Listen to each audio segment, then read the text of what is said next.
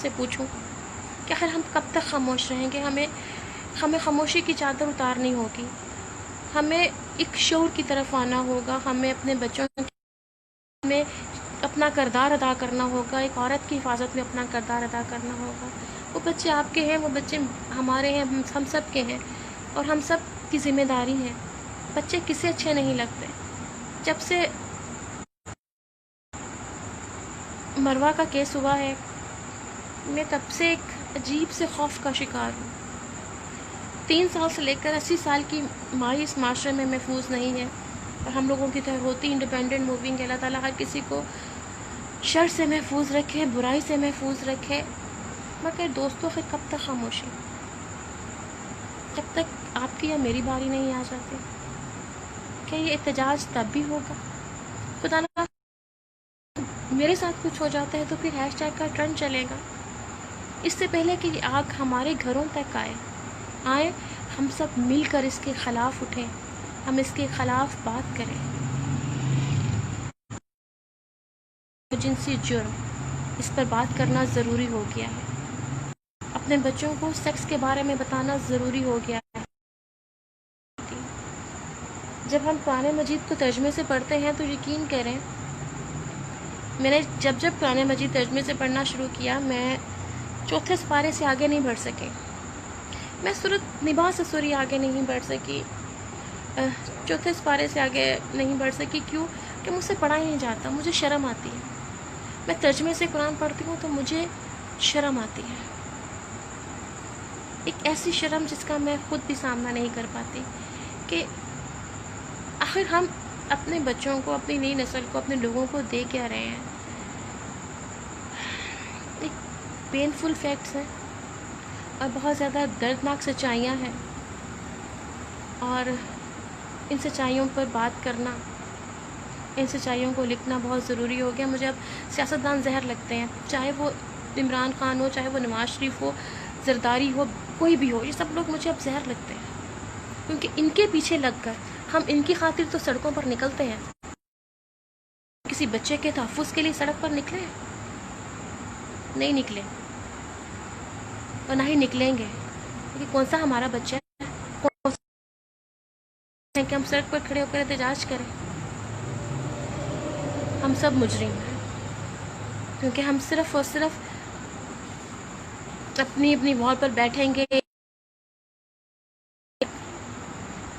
میری اپنے دوستوں سے، اپنے پڑھنے والوں سے، دیکھنے والوں سے صرف ایک ریکویسٹ ہے، میں نے پچھلی دفعہ بھی کی تھی، کہ آپ سب لوگ ایک تحریک شروع کریں اپنے ارد گرد بھی، اپنی والز پر بھی، کہ آئیں بچوں اور عورتوں کو تحفظ فراہم کریں۔ میں اپنے گھر سے باہر نکلتی ہوں، یا میں اپنے کسی میل فرینڈ سے بھی ملتی ہوں، اس کے ساتھ لنچ کرتی ہوں یا کہیں ہوتی ہوں، تو یقین مانیں مجھے یہ یقین ہوتا ہے کہ ہاں میں ایک اچھے انسان کے ساتھ ہوں، میں ایک ایسے شخص کے ساتھ ہوں جو مجھے ایک عزت اور احترام دے رہا ہے، اور الحمد کبھی بھی اپنے دوستوں کی کسی بھی قسم کی کوئی ایسی شکایت کا سامنا ہی نہیں کرنا پڑا۔ جن سے کبھی ہوا ان سے میں کبھی دوبارہ زندگی میں ملی بھی نہیں، لیکن یہ ضرور ہے کہ جتنی حد میں آپ خود رکھتے ہیں اتنی حد میں آپ اپنے دوستوں کو بھی رکھتے ہیں۔ میرے دوست میری اس حدود سے واقف ہیں، انہیں پتہ ہے ملیحہ سے کب کیا بات کرنی ہے، اور انہیں بھی پتہ ہے کہ ماشاءاللہ کھلے دماغ و دل کی ہے، یہ بات سنتی بھی ہے، اور جہاں پر خاموشی چپ رہنا ہے برداشت کر جاتی ہے، بات کو اگر وہ چھیڑتے ہیں تنگ تو یہ برداشت کر جاتی ہے، لیکن وہ پھر خاموش ہو جاتی ہے، اور خاموش ہونے کا مطلب ہے کہ اس نے اس تعلق کو ختم کر دیا۔ میں اب گھر سے بہت کم نکلتی ہوں، میری زیادہ تر ذمہ داری میری والدہ کے ساتھ ہے، لہٰذا میرا زیادہ تر قیام گھر پر ہی ہے، گھر بیٹھ کر جو کرنا ہے سو کرنا ہے۔ جتنا جو مقدر کے اندر رزق اور جو پریشانی ہے وہ تو ساتھ ساتھ آ ہی رہی ہے، ساتھ ساتھ مل بھی رہی ہے، اور لیکن پھر وہی ہے کہ جب بھی میں گھر سے باہر نکلی ہوں، اور میں اگر اپنے کسی ایسی پلیس کے اوپر ہوں جہاں سے مجھے کام کی وجہ سے یا کسی پروجیکٹ کی وجہ سے میں لیٹ ہو رہی ہوں، تو پھر میرے اگر کسی دوست کو پتہ ہے کہ میں اس ٹائم ٹیمپل روڈ کے اوپر رات کے 6 بج کے کال آ جاتی ہے، ملیحہ اگر کوئی پریشانی ہے تو میں چھوڑوں، میں کہتی ہوں نہیں میں خود چلی جاؤں گی،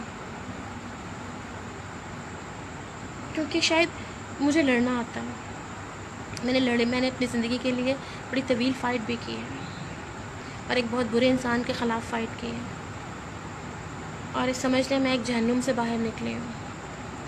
اس میں اللہ تعالیٰ کا خصوصی کرم تھا، اور میری ماں کی بہت دعائیں تھیں کہ اللہ تعالیٰ نے مجھے اس مرحلے میں بھی سرخرو کیا، اور میں آج آپ سب کے سامنے زندہ بیٹھی ہوں۔ اور صرف اتنا کہوں گی کہ آپ کے ورکنگ لائف کے اندر آپ کے ساتھ سفر کرنے والی جتنے بھی آپ کی کولیگس ہیں اور وہ مسافر خواتین ہیں، ان کی حفاظت غیر محسوس طور پر آپ کی بھی ذمہ داری ہے۔ اللہ تعالیٰ نے کمزور کو پر آپ کو ایک اگر ترجیح دے رہی ہے تو آپ کا فرض ہے کہ آپ اپنے اس کمزور ہم سفر کو، کمزور ساتھی کو، کمزور قریب کو تحفظ فراہم کریں، اس سے خبردار کریں۔ مجھے یاد ہے ہم لوگ وقت ٹی وی میں تھے تو ہمارے کولیگ تھے، وہ بڑے فسادی قسم کے تھے، لیکن میں ان پہ ٹرسٹ کرتی تھی، ان کو ایز اے استاد بڑے بھائی کے طور پر عزت دیتی تھی۔ تو ان کا ایک اسکینڈل سامنے آیا تو مجھے میرے کولیگ نے کہا ملی ہمیں تو پہلے دن سے پتہ تھا کہ وہ شخص ایسا ہے۔ میں نے کہا لعنت ہے تم لوگوں پر، جس شخص کو پہلے دن سے کریکٹر کا پتہ ہے وہ مجھے نہیں بتا رہا ہے کہ ملیہ وہ ایسا ہے۔ تو میں اگر کسی کے بارے میں مجھے پتہ چلتا ہے کہ کوئی شخص ایک غلط انسان پر اعتبار کر رہا ہے تو میری کوشش ہوتی ہے کہ نقصان اٹھانے کے بعد جو میں نے کہنا ہے سانو تے پتہ سی، تو میری کوشش ہوتی ہے کہ میں پہلے بتا دوں کہ یار وہ شخص ایسا ہے، اس کا یہ ایٹیچیوڈ ہے اور یہ ڈیلنگ ہے، اس حد تک مجھے پتہ ہے۔ باقی آپ ذرا تھوڑی سی، کیونکہ میں نے ایک مرتبہ اپنی زندگی میں تحقیق نہیں کی اور نقصان اٹھایا، لہٰذا اب تو میں بہت زیادہ کانشیس ہوں۔ اور باقی پھر وہی بات کروں گی کہ ہم سب کو لڑنا ہوگا اپنی بقا کے لیے۔ یہ کسی ایک آدھ بچے کی کہانی نہیں ہے، یہ ہر گھر کی کہانی ہے۔ اور دوسری بات یہ ہے کہ میری ماؤں سے ذاتی طور پر درخواست ہے کہ اپنی 2 سے 4-5 سال کی بچی کو 10 روپے کا نوٹ دے کر گلی کی نکڑ تک نہ بھیجا کریں کہ جا بچے جا کے چپس لے آ، جا کے دہی لے آؤ، گلی سے ساتھ والی گلی سے۔ میں نے اکثر دیکھا اپنے ہاتھ سے گزرتے ہوئے بھی، بچیاں آ رہی ہیں، میری فرینڈ کی بیٹی آ جاتی ہے اور میں خود اسے چھوڑنے پہ جاتی ہوں، ساتھ اپنی فرینڈ سے لڑ کر آتی ہوں کہ پنکی کچھ خوف خدا کر گلی خالی تھی اور یہ خود آ گئی ہے۔ تو یہ میری ذمہ داری ہو جاتی ہے کہ اگر بچے میرے پاس آ جاتے ہیں ملیہ خالہ کی طرف جانا ہے تو پھر میں کہتی ہوں یار اگر مجھے کال کر دیا کرو، میں تم لوگوں کے پاس آ جاؤں گی، پلیز تم لوگ میرے پاس نہ آؤ، اگر آنا تو مما ساتھ آؤ۔ تو آپ کو ذمہ داری اٹھانا پڑتی ہے، جہاں پر محبت ہوتی ہے، جہاں پر آپ کے اندر ایک احساس شعور ہوتا ہے، وہاں پر آپ اٹھانا پڑتی ہے اور آپ کو ذمہ داری لینی چاہیے۔ میری کیونکہ میں اس ایشو پر تھوڑا بہت آج کل پھر سے لکھنے کی طرف آئی ہوں، تو میرا پہلا فیچر اسی ایشو کے اوپر ہے۔ تو جن دوستوں سے بات ہو رہی ہے، جن سائیکیٹرسٹ سے بات ہو رہی ہے، ہر شخص کہہ رہا ہے کہ ملیہ سمجھ میں نہیں آ رہا، ہمیں خوف کا شکار ہے۔ ہماری مائیں، ایون ایک باپ نے مجھے کہا ملیہ باجی میں بڑے خوف کا شکار ہوں، میں آپ کو بتا نہیں سکتا، میری بچی نارمل ہے اور میں اسے گھر سے باہر نہیں نکالتا، میں اپنے گھر کے اندر کسی دوسرے کو آنے نہیں دینا چاہتا، کیونکہ میری بچی کو صحیح اور غلط کا نہیں پتہ، وہ سینس لیس ہے، کیونکہ بچی 12-13 سال کی ہے اور اس کا جو دماغ ہے وہ 2 یا 3 سال کے بچے کا ہے، 3 یا 4 سال کے بچے کا آپ سمجھ لیں۔ تو جہاں پر ایک باپ بھی خوف کا شکار ہو جائے، یعنی خوف آپ سے لڑنے کی صلاحیت چھین لیتا ہے۔ یہ بات ذہن میں رکھیں کہ خوف لڑنے کی صلاحیت چھین لیتا ہے، لہٰذا سب سے پہلے اپنے اندر ایک خوف کو ختم کریں اور اپنا کردار ادا کریں۔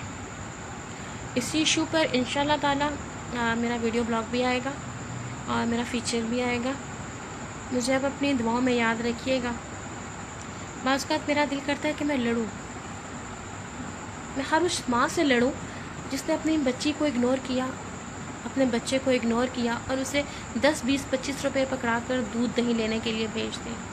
میں اس باپ سے لڑوں کہ تم بیٹھے سگریٹ پی رہے تھے اور ادھر تمہاری بیٹی کی عزت کے ساتھ کھلواڑ کیا جا رہا تھا، تمہاری بیٹی کی معصومیت لوٹی جا رہی تھی۔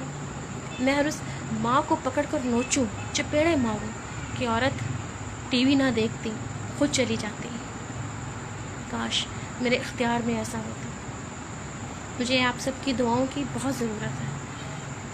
ایک بہن، ایک دوست، ایک بیٹی سمجھ کر ہی صحیح مجھے اپنی دعاؤں میں یاد رکھیے گا اور بہت زیادہ دعاؤں میں یاد رکھیے گا۔